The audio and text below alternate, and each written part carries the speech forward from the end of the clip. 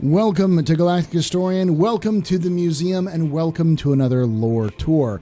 If you've never been to a lore tour before, it is our Galactic Historian museum pieces where we take a look at the ships of a specific event, like the IAE or ILW, and talk about the lore behind the ships and a little bit about the companies that make them. Now, this, as always, this is not meant to be an exhaustive, comprehensive list. This is more just a little fun fact segment to help you understand, get the context for a lot of these ships and why they're on the floor. If you want more exhaustive tips, I've got plenty of videos on this channel for you to look at. Look at the top up there. You'll see a list of a bunch of different Star Citizen lore topics. So please do look at that if you have a chance to. And as always, like the video if you enjoyed this. Make sure to subscribe. I'm on my way to 10K subscribers on YouTube. I'd like to see that. And of course, over here, I'll have a little graphic. Twitch. Join us live. Twitch.tv/theastropub. Thursdays, Fridays, Saturdays, and Sundays for Star Citizen content. We'd love to see you there. Well, let's get started on the first day of the floor of ILW, the Invictus Launch Week. We're going to talk about RSI, we're going to talk about Origin, we're going to talk about Consolidated Outland, and we're going to talk about Argo. So join us. Let's go over here and look at the venerable, well-worn, well-loved series of ships, the RSI Aurora. Now this is the Aurora LN. The Aurora itself was built in the 30th century, as far as I can tell. So the 2900s. And its specific goal in the 2900s was to fill out a role that the RSI had been playing for many years as a everyman ship, as a ship for every single person in the UEE who needs to have transportation. The LN is a specific variant of the Aurora that is designed for combat. It has an additional hard point with higher weapon mounts and a configurable missile rack that can hold up to, I believe, 8 size 1s and 1 size 4, possibly less than that, but she's kitted out to do a lot of damage if she needs to.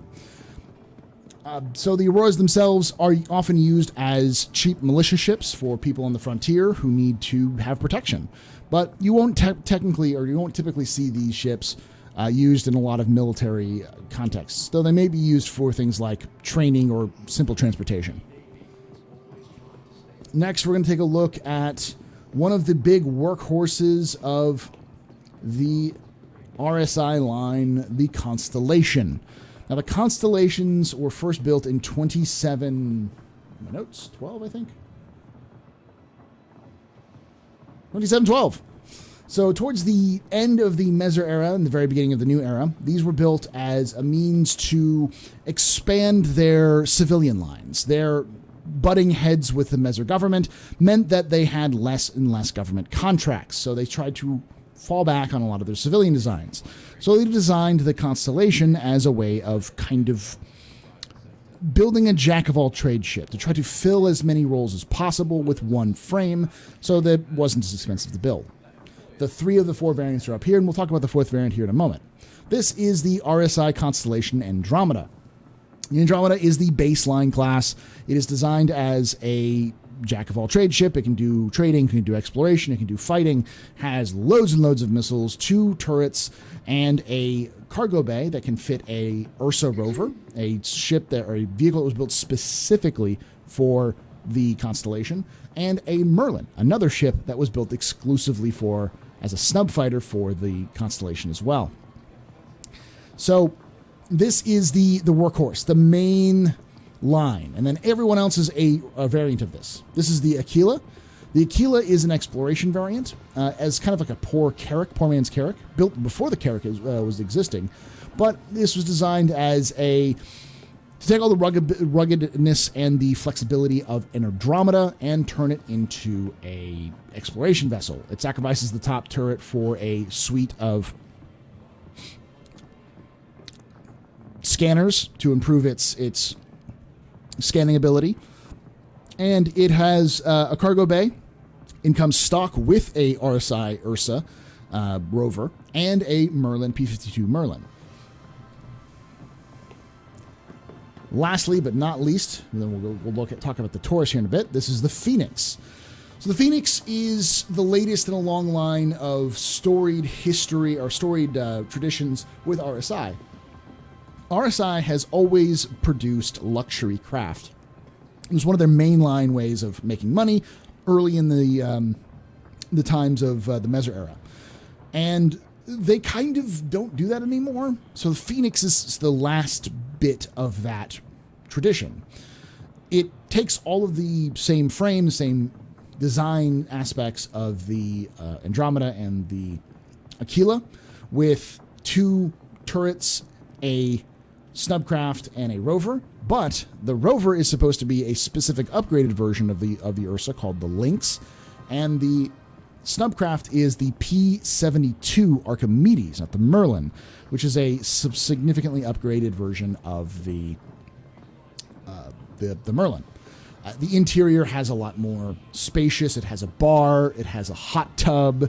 It has seats for like 8 or 9. Plus, it also has the option of putting in a piano or a conference table. It has its own fish tank. It is the luxury version. It's kind of like a business class version of the Constellation. So again, these were built as a multi-purpose, multi-use ships for large groups, small groups, but to fill in a lot of the gaps that existed at the time. Now let's take a look at the other offerings from Origin, Consolidated Outland, and Argo. All right, now we're at the hall where we're talking about Origin, Consolidated Outland, and Argo. Let's take a look at Origin first. Now, a little bit about Origin. Origin as a company was actually a supplier for RSI for many years, building engines for like the Bengal carriers as well as the large luxury craft.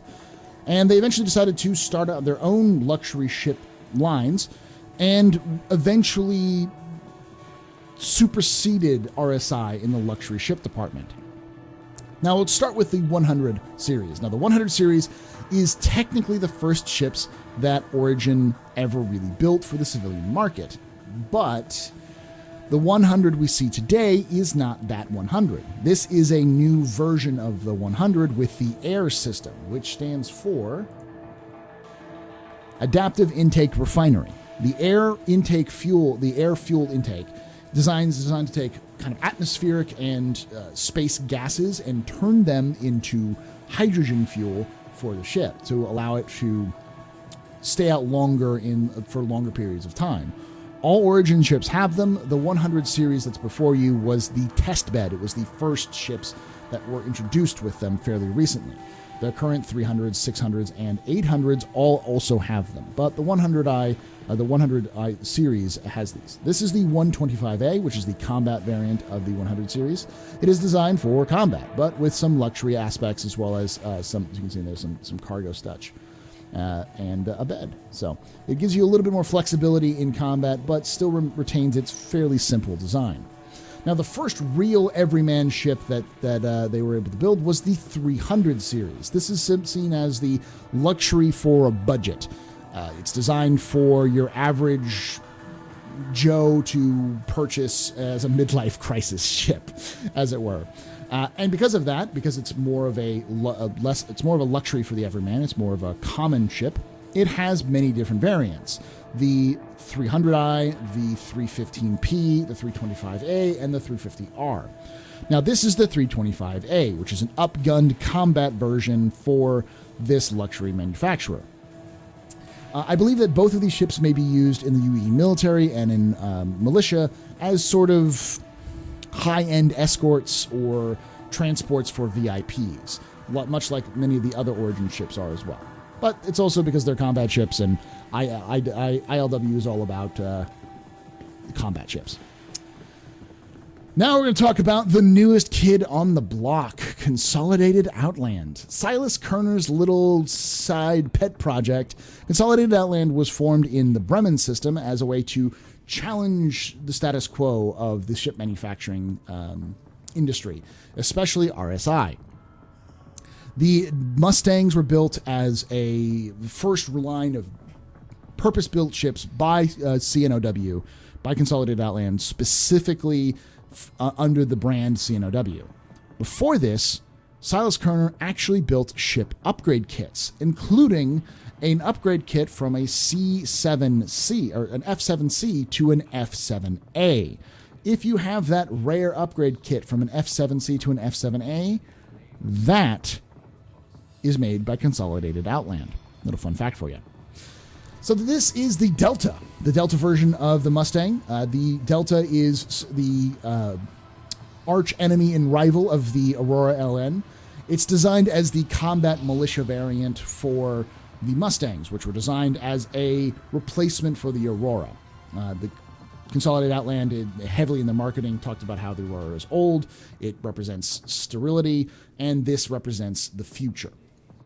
So this is very popular with militias because, again, very easy to maintain, very cheap, easy to find, and they have a lot of firepower. Similar to the LN, it has a lot of configurable firepower, but more firepower than the LN, but not quite as many missiles. It just has these dumbfire missiles up here at the top. So yeah, it's the Delta. Now we're going to talk about the pride workhorse of the entire empire, the cargo god themselves, Argo. Now, the Argo MPUV is an ancestor to another ship called the OUC. Argo Astronautics originally got its start as a company designed to work on heavy rail and freight systems.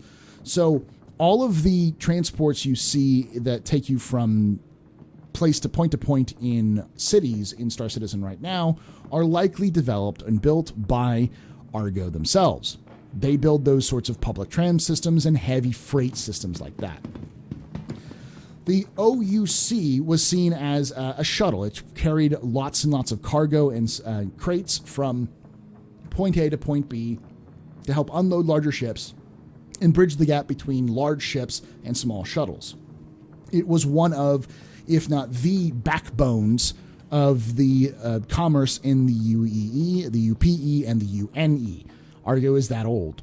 They're almost as old as RSI.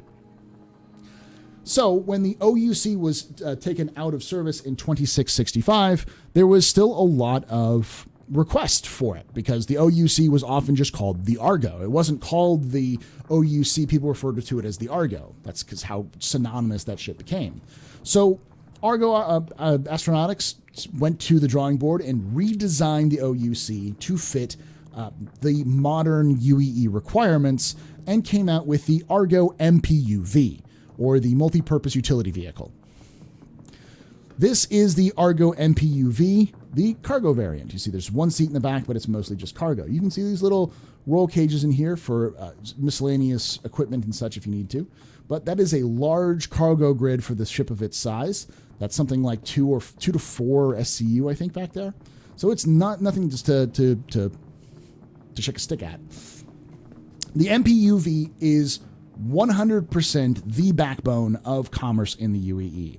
Both the UEE Navy and Shubin Interstellar use these ships for just about anything they can. All UEE Navy capital ships have an Argo MPUV. There is no question. There is no debate.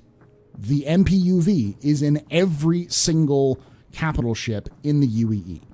Its design is simple, it's rugged, easy to use, almost anyone can figure it out pretty quickly, and it's very easy to replace. Plus, these little modules back here can be swapped out for other things as well. In fact, almost all of the escape pods on standard escape pods and life rafts, in capital ships for the UEE are configurable to allow for Argos to pick them up. They're essentially Argo MPUV's PUV modules. They're developed like that. So the MPUV still remains the backbone of the Navy and the backbone of the economy, transporting cargo, people, and even doing search and rescue and repair operations all over the Empire. And that's Argo.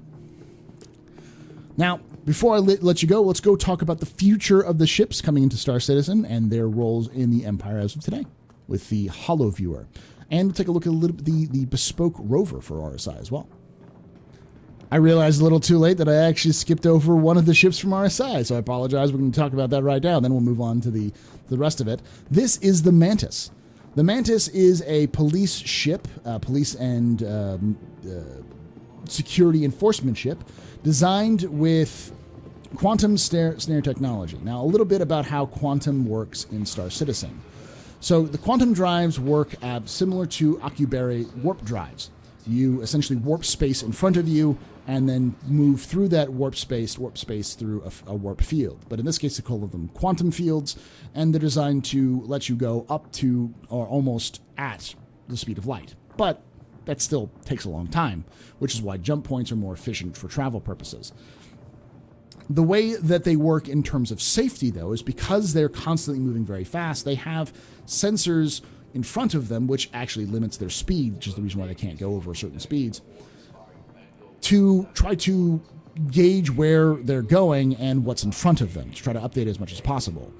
So if those sensors pick up large masses in front of them, they will emergency remove themselves, they have an emergency system kick in and remove the ship from quantum.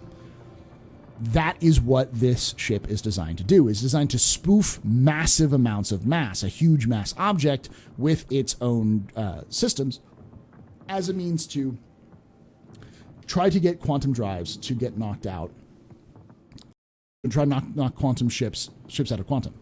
Then it also has a snare to prevent the quantum field from being reformed to let it escape.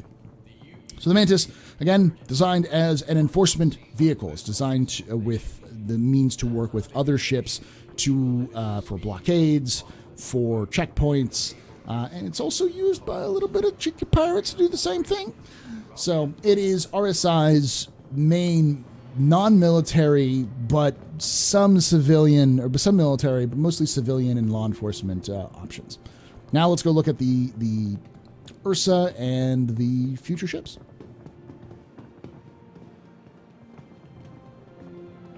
Here is the Ursa. Ta-da! The Ursa. This is a utility vehicle built with alongside the Constellation series, built specifically to help ground operations. It's important to remember that around the time of the 2712, around that time, the main manufacturer of ground vehicles was out of business. That was was failing business. That was Tumbril. So Tumbril was slowly failing its own design, so slowly dying, and thus RSI was using this as an attempt to try to capitalize on the absence of Tumbril's utility vehicles, building their own for their own purposes so they can control it. It's very flexible. It's used by civilian scientists, by merchants, and by the military as a transport vehicle. You look back here. Let's open up the back. You can see there are 4 seats, and in the front there are actually 2 seats, but you can also raise up those seats, and if you look below them, there are actually cargo racks. So you can also put some cargo in there as well. This is designed as a means to make it a little bit more multi-purpose. It also has 2 size 2 guns on it, though I think this might be size 1s. It has two guns on it as well to operate as a defensive mechanism, and possibly even a way to raise and lower it from other ships. We'll see if that's possible in the future. But it's small, compact, and can fit inside a Constellation, which means it can fit into a lot of the larger ships as well, meaning it's fairly efficient for transporting people in a compressed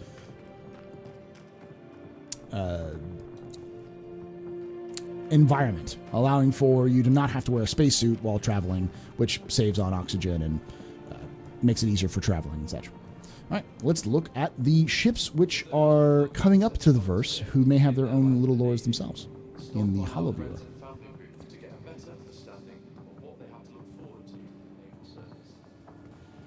All right, this one right here, the G12A. The G12A is a military variant of the G12, which is a luxury rover made by Origin, similar to the Ursa, that it's all encompassed and keep saying compressed, but that's not the right word, pressurized. And a pressurized cabin, so you do not have to wear suits, what NASA calls their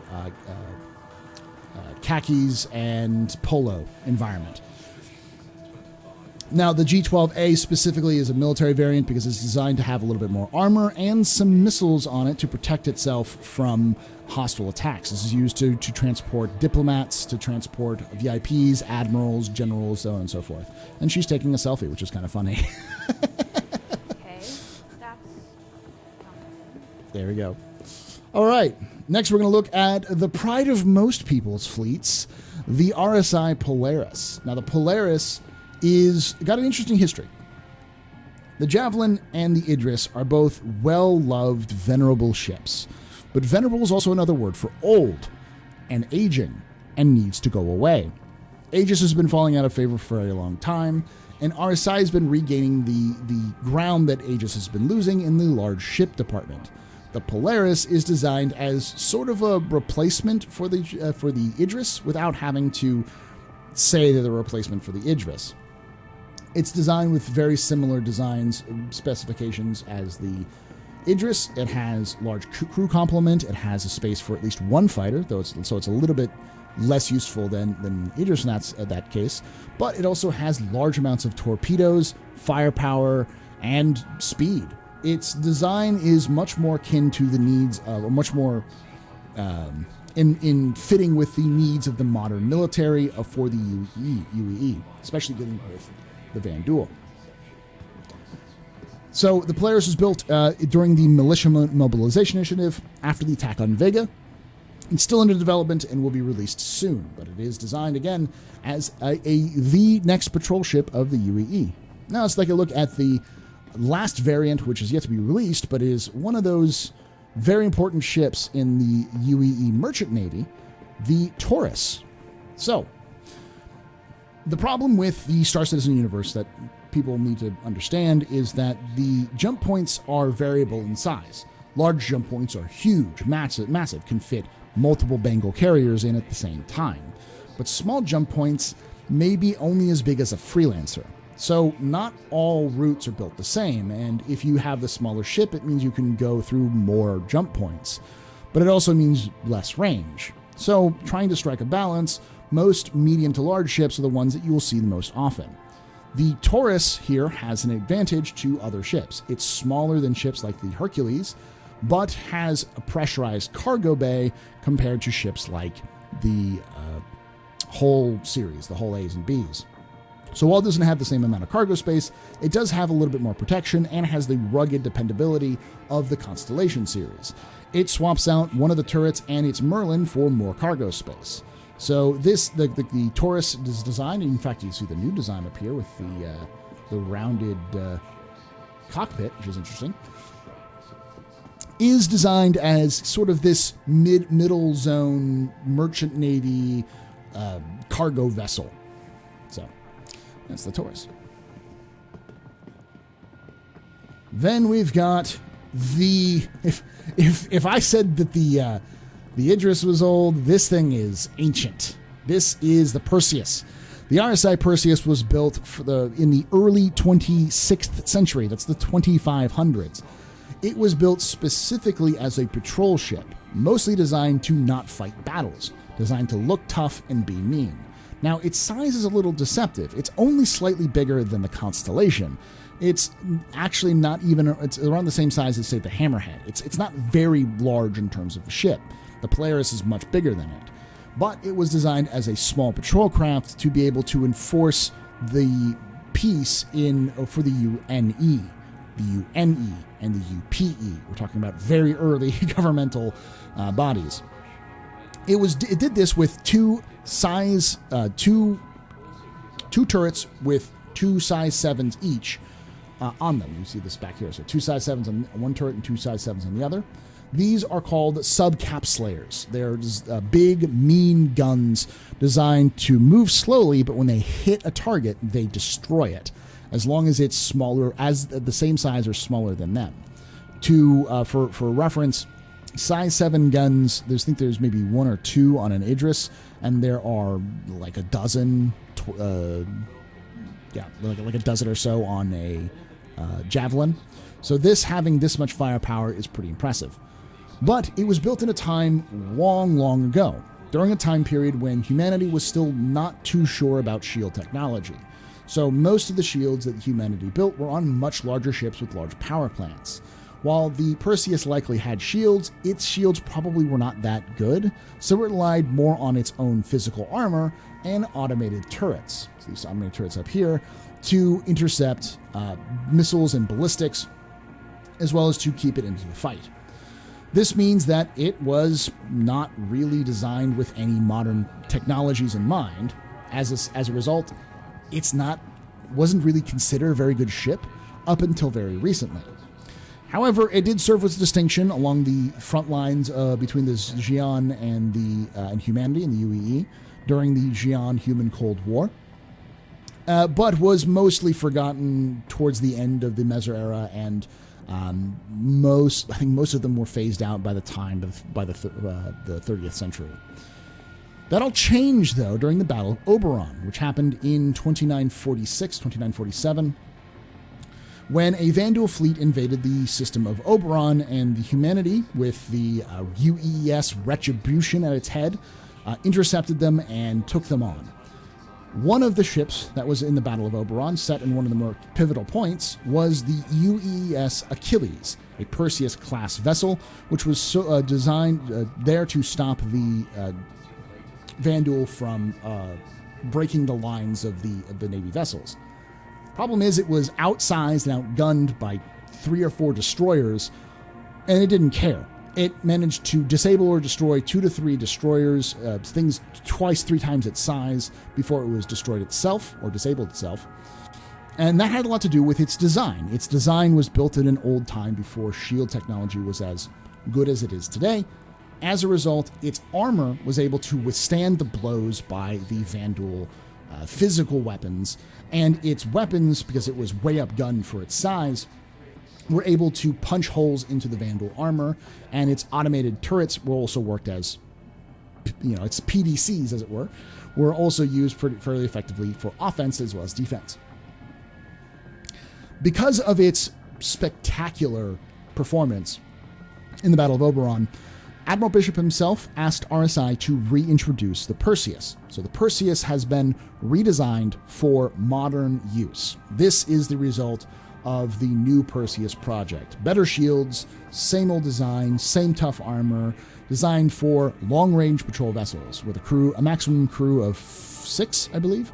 It is not a very big ship, but it is very good for what it does, which is a gunslinger. So you'll be seeing these in the verse very shortly. And then the newest addition, from the oldest, or one of the oldest RSI ships to the newest RSI ship, the RSI Scorpio. Now, what I'm about to say is highly suspect, because I don't think it says anything down here. Yeah. This is speculation. It's rooted in lore and may change in the actual lore in the future, but this is the best way I can think about it because of what's happened in the past.